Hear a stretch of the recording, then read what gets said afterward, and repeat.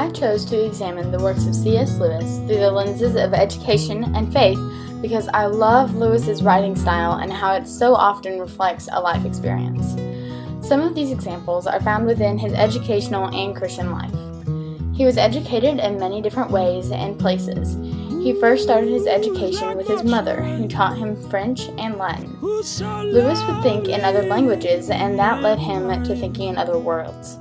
This thinking is seen in his space travel novels and also in the Chronicles of Narnia.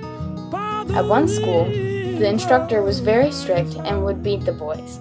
This caused him to have a hatred for public school, at least for a time, and this theme is found in many of his books, including Narnia. Edmund, a human character that comes to the world of Narnia, is described as a product of the public school because he was snobby and selfish. These characteristics were seen in Lewis's classmates during his time at Malvern College.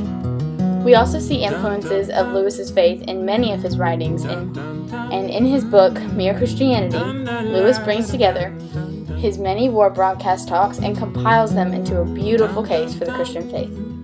Not only does this describe the impact of his faith in his writing, but also his education, for Lewis's love of argument and logic was taught to him during the 2 years he lived with his friend Kirkpatrick. In the Space Trilogy, as well as the Chronicles of Narnia, Lewis includes a character that acts as the God figure. He describes these characters just as the Bible describes Christ.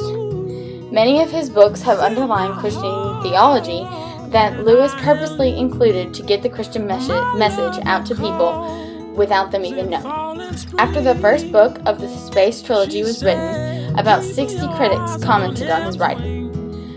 Upon discovering that only 2 of the 60 critics saw the Christian theology, he said, "If there was only someone with a richer talent and more leisure, then I think this great ignorance might be a help to the evangelization of England.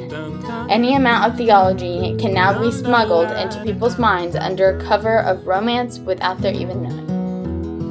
With his eye for detail and purpose, Lewis successfully includes influences from his educational and spiritual life in his works.